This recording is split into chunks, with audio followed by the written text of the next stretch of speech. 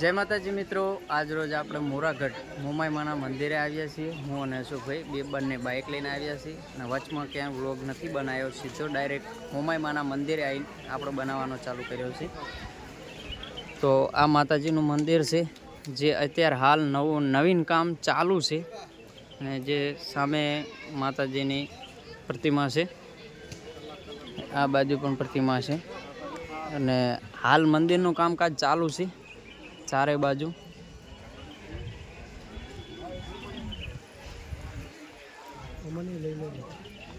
હા,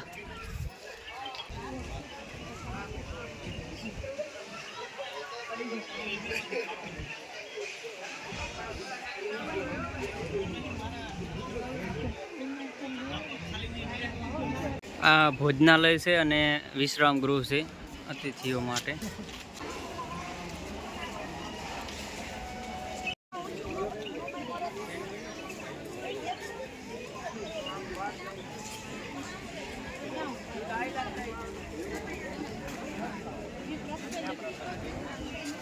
માતાજીના મંદિરની આજુબાજુમાં અઢળક જગ્યાએ નાના નાના મંદિરો અને પાળિયા પણ છે।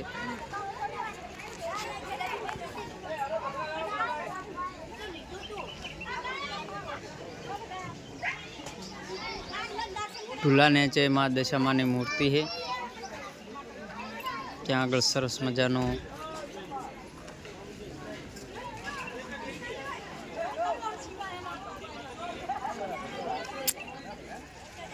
આ મેઇન ગેટ છે અંદર આવવા માટેનો।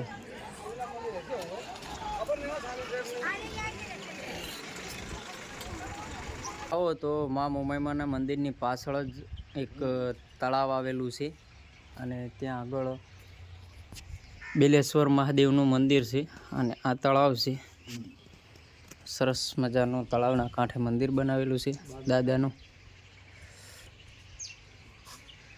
અહીંયા આગળ દશામાની પ્રતિમાઓ છે, મૂર્તિઓ છે, જે દશામાના વ્રત પછી વિસર્જન કરવામાં આવે છે અને સરસ મજાનું શાંત વાતાવરણ છે।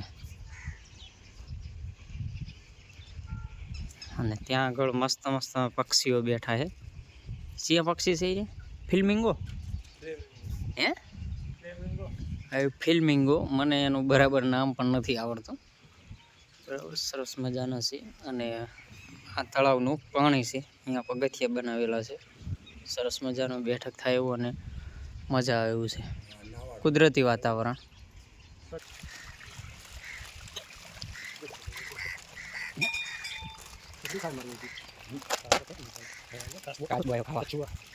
હાલ અમે એક પાળિયો ગોતી રહ્યા છે, જે આગળ એક વિડીયો અમે જોયો હતો જેની અંદર પાળિયાને અંગ્રેજોએ ગોળી મારેલ હતી અને અત્યારે હાલ પણ એક ગોળીનું નિશાન અને લોહી નીકળ્યું હોય ને એવું લાલ કલરનું દેખાય છે અને એ લગભગ આવી ગયો। હા, મળી ગયો હો। મંદિરની આજુબાજુમાં આપણે ક્યારને ફરતા હતા અને આ છે તે આ રહ્યું, કહેવાય છે કે અહીંયા આગળ ગોળી મારેલું છે। ઝૂમ કરીને થોડુંક બતાવું, જે આ રહ્યું એ એમ કહેવાય છે કે અંગ્રેજોએ ગોળી મારી હતી અને એવું કીધું હતું કે પાળિયામાં જીવ હોતો છે ખરા, એટલે આ એક અત્યારે હાલનું સબૂત છે,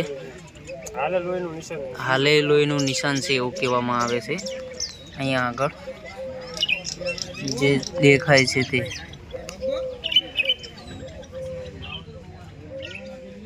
અને કદાચ તમે પણ આવો અને તમને આ ના જડે તો આ નિશાન પાળિયાની પાછળ છે। કઈ જગ્યા છે હું તમને પ્રોપર રીતે બતાવી દઉં કે અહીંયા આગળ માતાજીનું મંદિર બનેલું છે અહીંયા આગળ, અને અહીંયા આગળ જે ઢૂલો છે, ઢૂલાની નેચે છે, અહીંયા આગળ 3 પાળિયા છે। 3 પાળિયામાં આ વચલા પાળિયામાં પાછળના ભાગમાં દેખાય છે કે જેઓ આ વડની બાજુમાં જ્યાં આગળ અહીંયા આગળ માતાજીની મૂર્તિ મૂકેલ છે, જે ત્યાં આગળ આ પ્રોપર લોકેશન છે। ગેટ ત્યાં આગળ છે, તેની પાછળ ગેટ છે। અહીંયા મુખ્ય મંદિર આ રહ્યું અને ત્યાંથી અહીંયા આગળ, અને અહીંયા જે આ વચ્ચે પાળીઓ જે દેખાવામાં આવે છે આ એની પાછળ જ છે એક્ઝેક્ટ। જે અહીંયા આગળ દેખાય છે એની પાછળ છે. તો તમે કદાચ આવો તો આ એકવાર ચોક્કસથી જોજો. અને મંદિરનું કામકાજ ચાલુ છે. મંદિરની આજુબાજુમાં બહુ બધા પથ્થર મૂકેલા છે, આ બાજુ અને પેલી બાજુ પણ મૂકેલા છે. અને મંદિરનું કામકાજ અત્યારે હાલ ચાલુ છે. હવે આપણે જઈ રહ્યા છીએ બજાર તરફ. અને મેં ક્યારે કીધું હતું અહીંયા આગળ પણ પાળિયા છે જે દેખાય છે. અને અહીંયા કાંક ગુજરાતીમાં લખાણ પણ છે, પણ આપણાથી વંચાય એવું નથી. મારવાલી ઘણું બધું લખેલું છે, ગુજરાતી શબ્દ લખેલા છે જો. ને હાલ હવે આપણે બજાર બહાર નીકળીએ છીએ. બજારમાં આવ્યા છે, સોરી, બજાર બહાર નહીં, બજારની અંદર આવ્યા છે. અને આ બજાર છે, આ મેઇન ગેટ છે. ગેટ છે અને જે સામે મંદિર દેખાય રહ્યું મોમાઈમાનું મંદિર. મોમાઈમાના મંદિર અને મંદિરની આજુબાજુમાં બહુ જ એટલે સખત પાળિયા છે જે તમે જોઈ શકો છો. આ પાળિયા છે એ દુકાનોની પાછળ છે, અહીંયા આગળ જોઈ શકો. અને બહુ જૂના લાગે છે, બહુ એટલે અતિશય જૂના છે.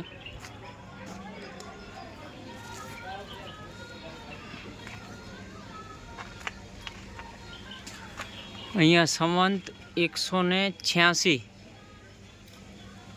થોડું ગુજરાતી વંચાય છે, થોડું નથી પણ વંચાતું. હરેક પરફેક્ટ ગુજરાતી નથી લખેલું. હે 1862 છે? હા 1862 સાચું.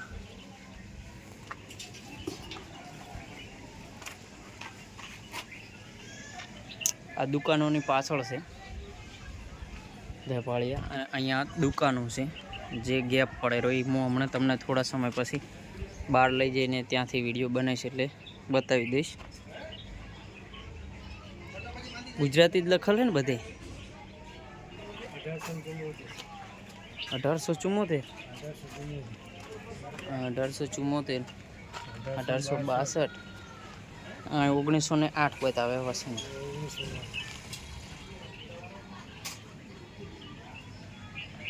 અને આ એક છે 1763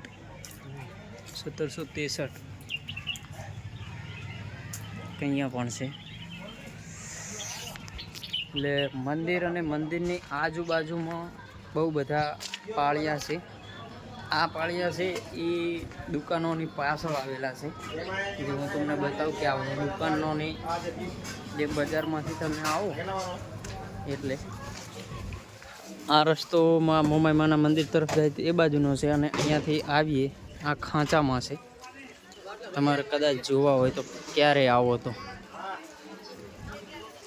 મિત્રો, મંદિર અને મંદિરની આજુબાજુમાં તમે આવો એટલે તમને અતિશય જોવા મળશે. જો આ પણ બહાર જ છે, જે સામે દેખાય એ મંદિરનો ગેટ દેખાય છે. હું તમને સરખી રીતે બતાવી દઉં કે આ જે છે મંદિરનો ગેટ છે. અને આ મંદિરની ગેટની સામે મતલબ દુકાનોની આ બાજુ અને આ બાજુ એક નાનું મંદિર છે, ત્યાં આગળ હવે જવાનું બાકી છે. અને અહીંયા આગળ કહેવાય છે કે આ ઉગતો પાળિયો છે. અને આ પણ તમે જોઈ શકો છો. અહીંયા આગળ પણ પાળિયા છે અને અહીંયા આગળ પણ છે, જોઈ લો.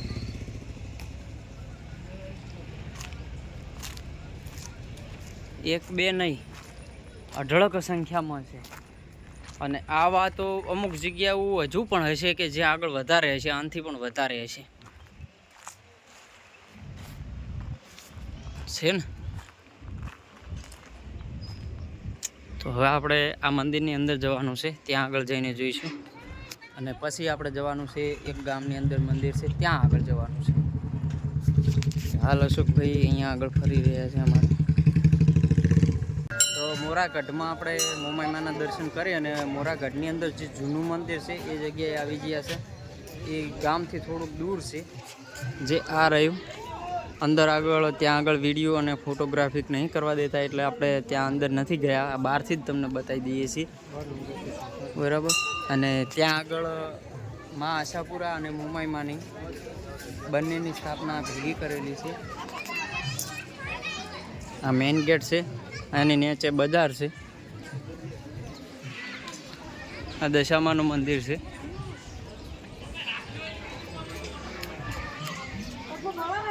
આમાં દશામાનું મંદિર છે.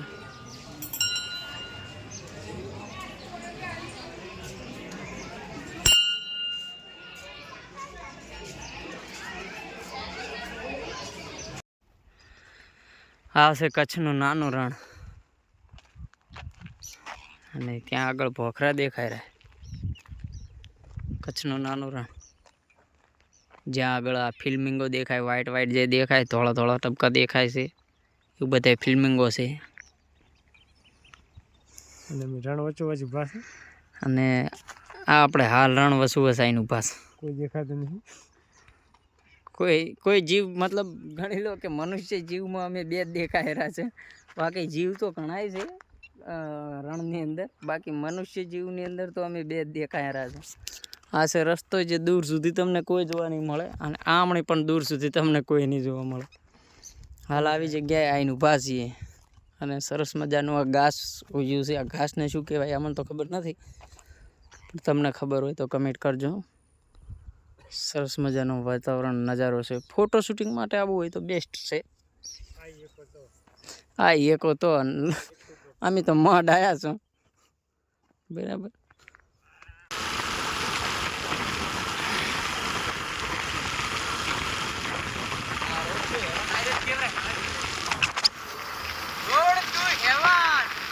કચ્છનું નાનું રણ.